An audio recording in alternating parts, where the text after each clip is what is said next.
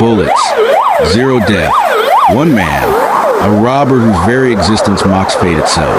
They call him the Ghost in Black, a man haunted by governments, hunted by soldiers, police, and even assassins.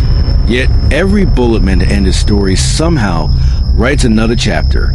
But the question is not just how he survived, it's why. Was it luck, destiny, or something darker? Something that refuses to let him fall until his tale is complete?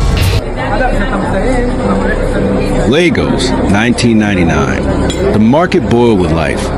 Vendors shouting, women balancing trays of oranges on their heads, beggars tugging at sleeves. The heat clung to every body like a curse. Dust rose with each shuffle of feet, mixing with the stench of sweat and roasted fish. Kane slipped through the crowd like smoke, a pistol pressed against his ribs beneath his shirt, and 2 bulging sacks of naira hung over his shoulder.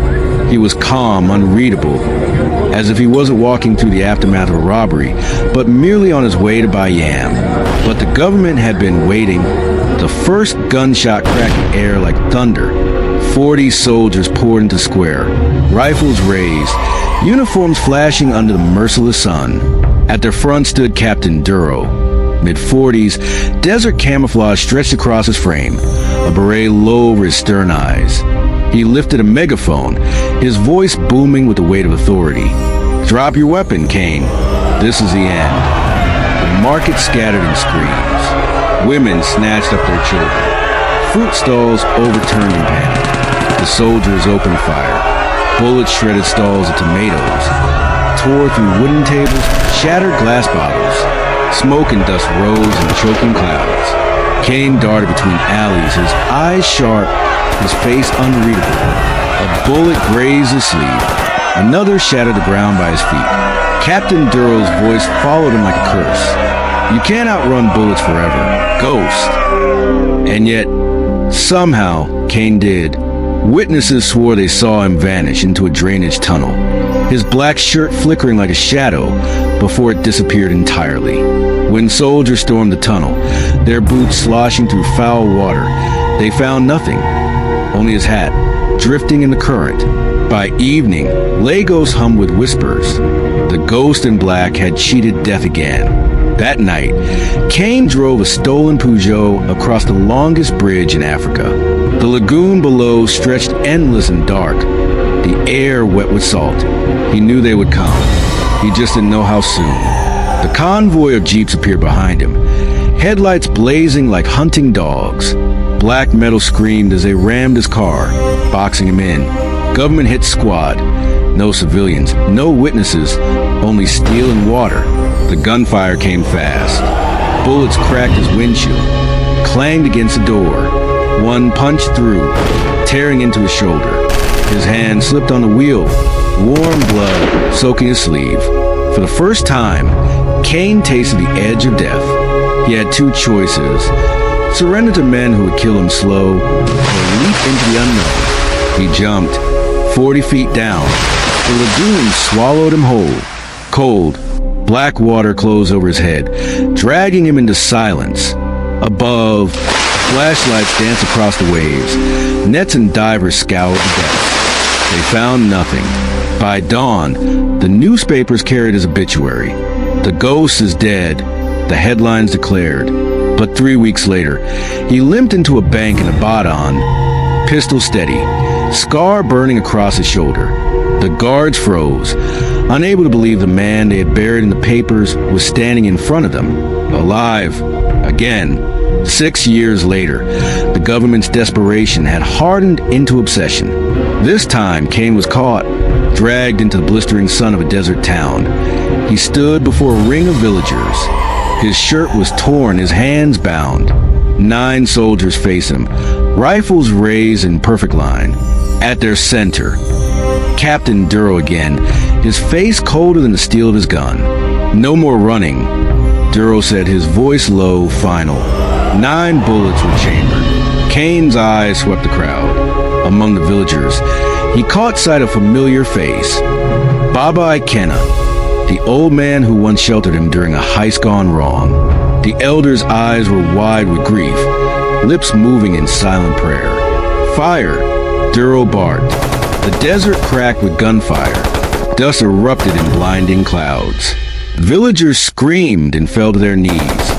Baba Ikena wept into his wrapper, certain the ghost had finally been buried by lead. But when the smoke cleared, the ground was empty. No body, no blood, only 9 smoking shells glinting in the sand. By dusk, whispers spread to the desert like wildfire. Some swore Cain had used a sandstorm that rose in the moment of the gunfire. Others believed he had vanished into the earth itself. But later, carved into the wall of the mud hut, soldiers found a single mocking word scratched deep into clay. Miss.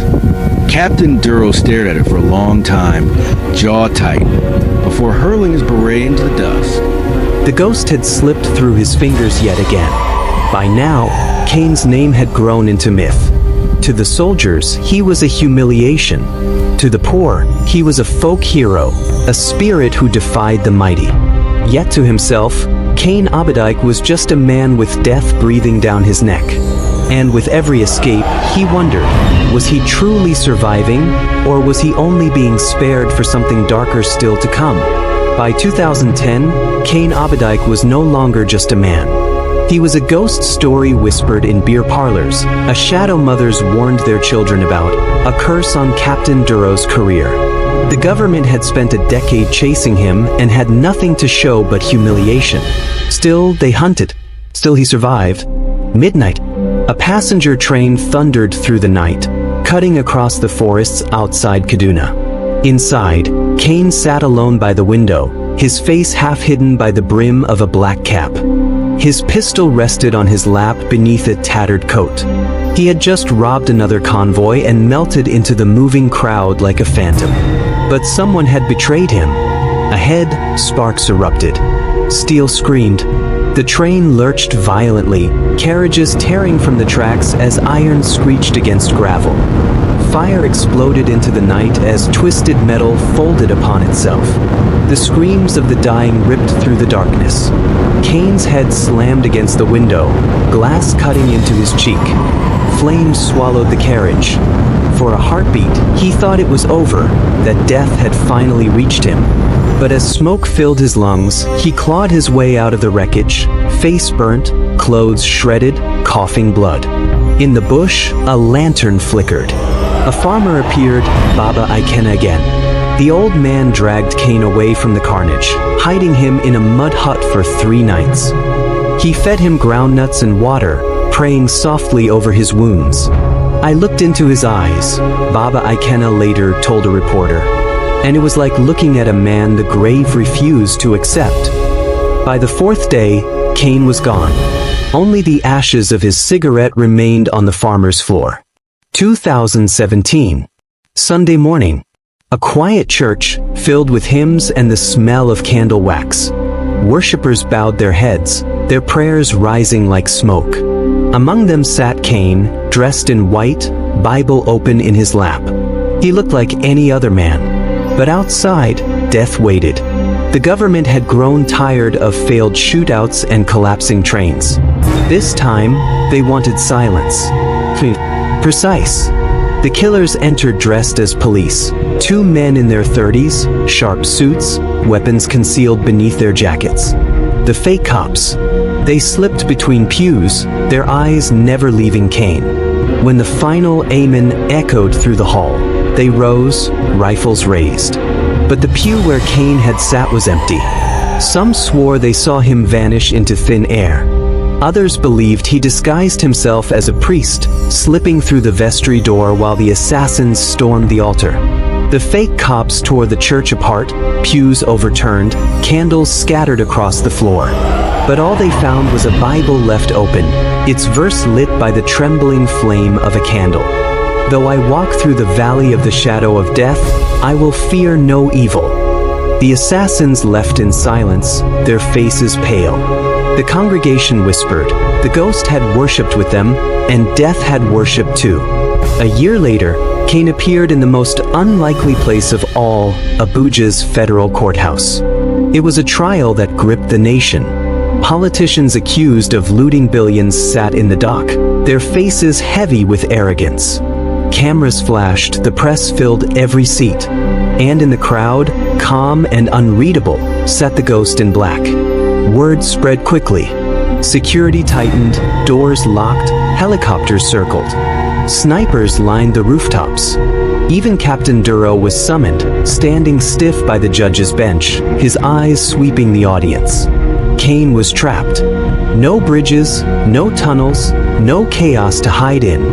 Then chaos came for him. An assassin, a gaunt man in his 30s, dressed as a reporter in all black, camera hanging from his neck, pulled a pistol and opened fire. It was not the government this time, but the corrupt officials themselves, desperate to bury Kane before he embarrassed them. The crowd erupted in screams.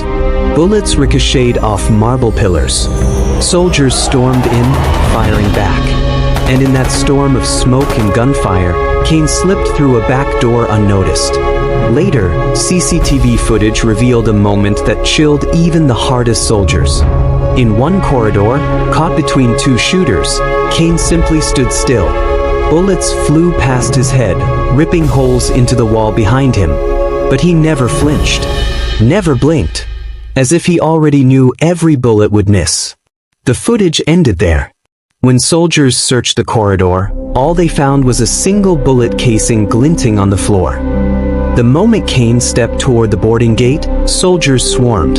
Passengers screamed, alarms blared, rifles shoved into his back. Collins had sold him out. Dragged across the runway, Kane thought it was truly over. No tunnels, no rivers, no storm to hide in. Just the cold inevitability of death. Then fate intervened. A fuel truck exploded in flames, rocking the tarmac with thunder. Fire swallowed the soldiers. Passengers scattered in panic. And in that hellish chaos, Kane vanished into smoke. When the fire cleared, his chains lay empty on the ground. Collins was never seen again. Some whispered Kane had found him later that night. Others believed Collins fled the country, haunted by his own betrayal. 2019. The government's patience had rotted into fury. They sent an elite strike team, 9 men, each with a single bullet, each sworn to end the ghost for good. Midnight, the door burst open.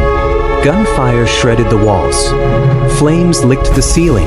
Kane fired back, but for the first time in 20 years, his body betrayed him. A bullet tore through his chest.